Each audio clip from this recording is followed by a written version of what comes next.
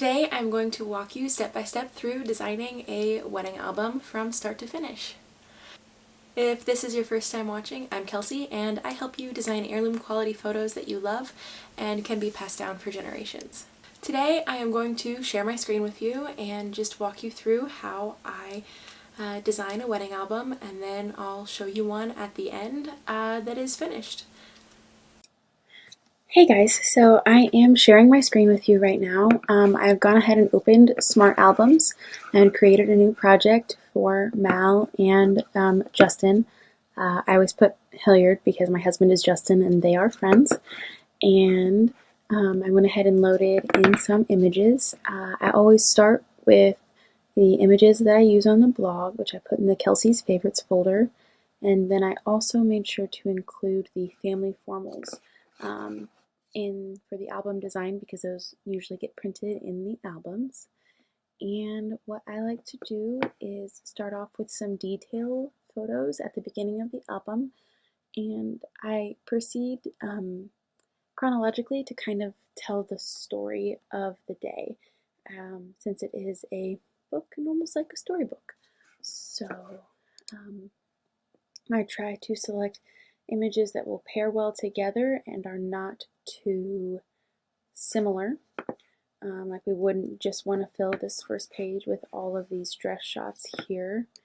That one gets the details. This one has the shoes and the flowers. It's one of the rings. And that one, that's her grandma wearing her necklace that she wore. And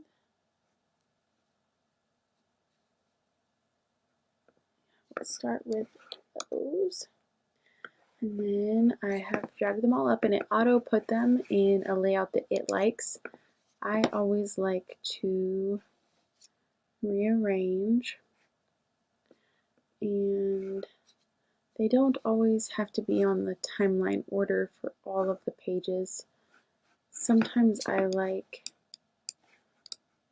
to move things about in this timeline because it will change the way that they lay out in this timeline to kind of pull some of those similar ones away from each other. I don't like that. It's a lot of back and forth and picking and choosing, and then I can click on the image and make sure that it's framed the way I want it framed. And so that's spread one.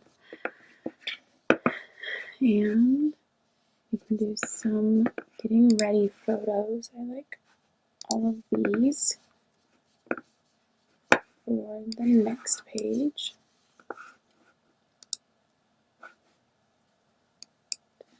That best. So that's everybody getting ready. And I want to include one of these boutonniere ones. I think these rings. Then we go down into their wedding photos.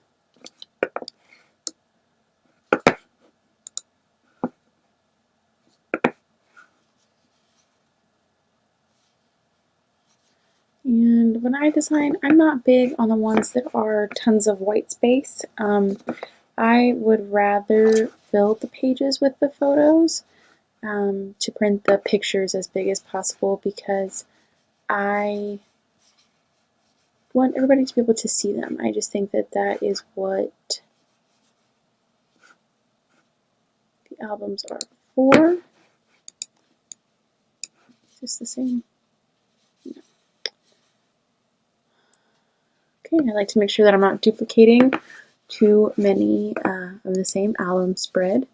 And whenever I design the album, it comes with 10 spreads, which is 20 pages for each album that's included. So now that I've kind of walked you through it, I like to mix wide and tight shots, and vertical and horizontal. The only time I really put a ton of images on a page is whenever it is the reception. So we have the bride and groom there, and then we'll go into some of just the guys.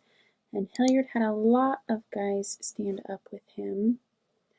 So some of these are a little tighter.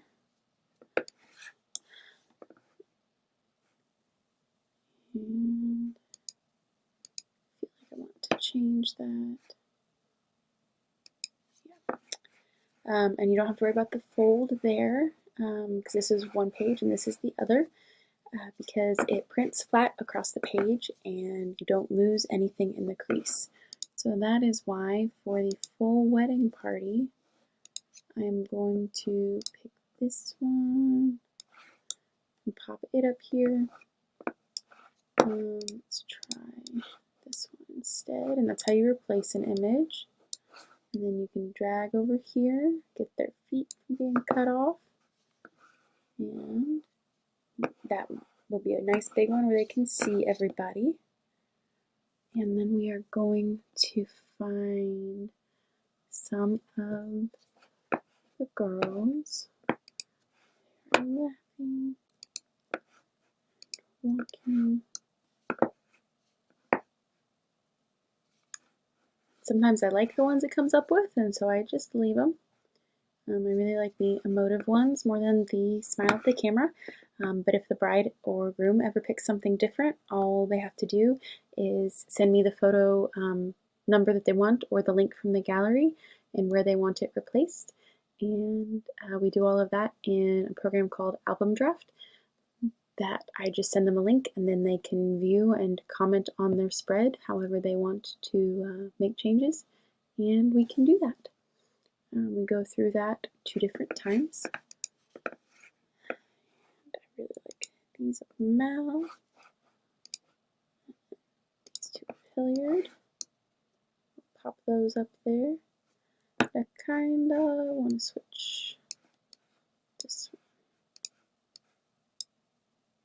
Just like that. I like having both of their full body shots on the edges.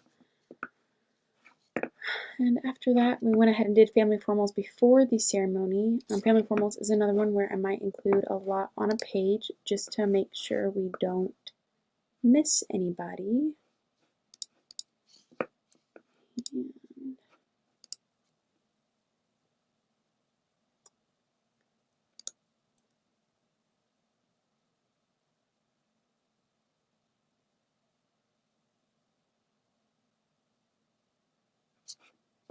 And this one.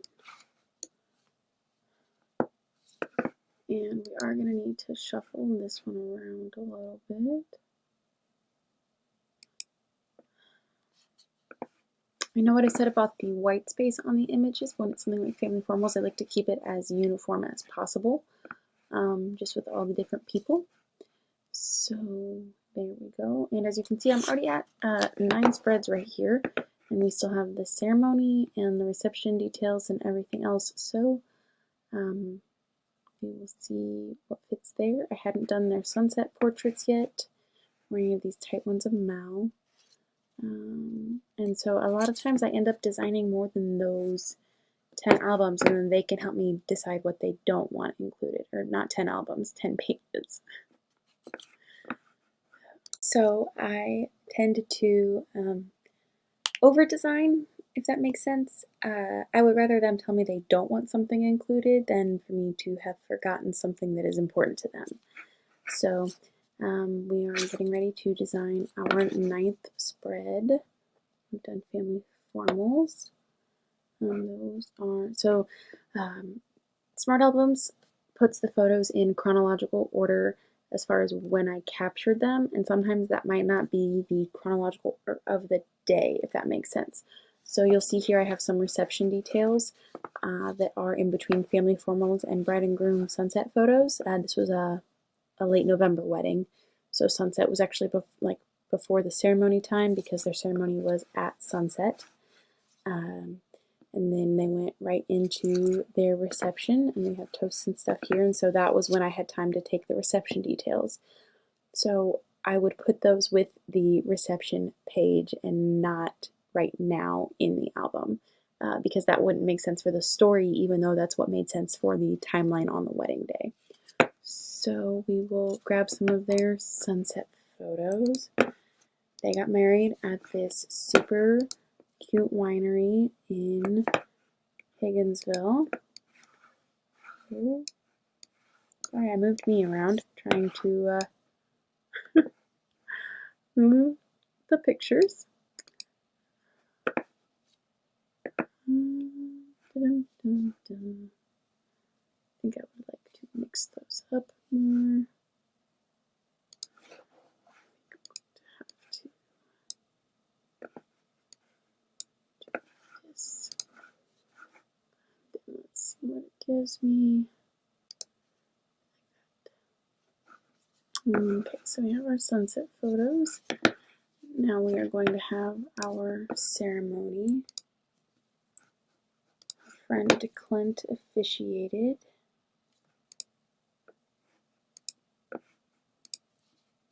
And because it was a COVID wedding, things were restricted. And so you can see this little phone tripod here. They created a live in their wedding group because they could only have 50 people in attendance at their wedding.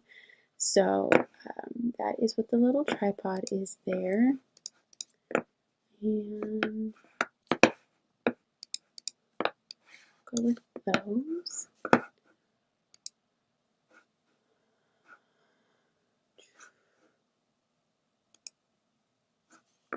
And these just kind of tell the story of the day.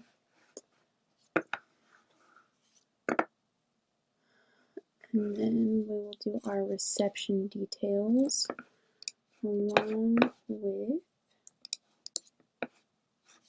photos from the reception.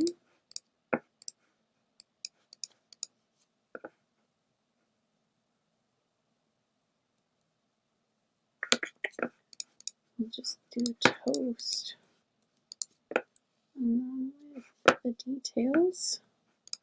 So we can put all of the dancing on another page. Let's grab our toasts. Those in here also.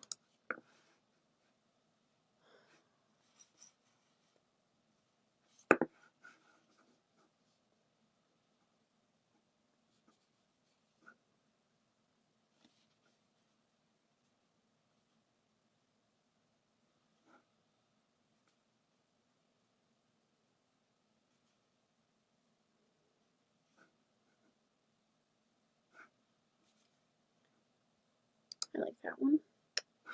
Keeps the toast together and the details together while letting them all be a little big. And then let's do all of our dancing.